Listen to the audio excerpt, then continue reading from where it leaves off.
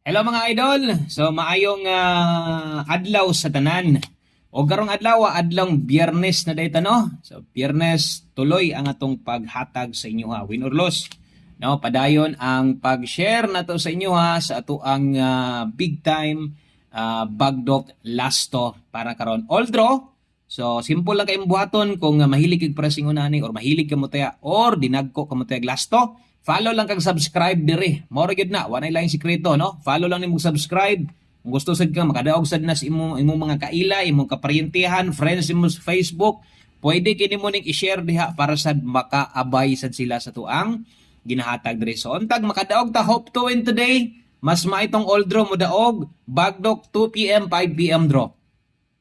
Okay? So, ayog pugong-pugong, kay kini atong last to diri proven og tested nato na sa inyo ha. Medyo makaingog dugay-dugay na gid pud ta ani no, nag-abot na tag 1 year di ay, wa lang damha.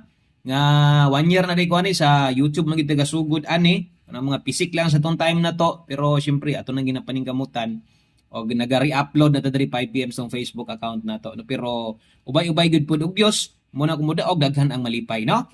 Okay? So, mas daghan pang malipay og i-share nimo ni ang atong video para matagaan po na itong chance taon itong mga wagid tawid daog-daog. Sa mga wa po kadaog sa atong numero pa, sige lang, gunit lang kay mo daog lagi ka diri ha.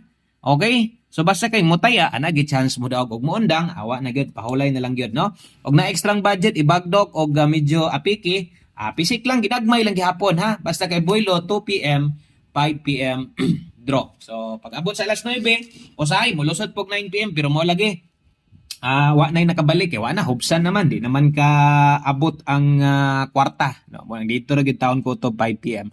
Okay natay 13 37 95 39 ampo mong nay 3 mag-una unas tumoy good gihapon kay na. Daghang salamat, good luck o God bless sa tanan, bye bye.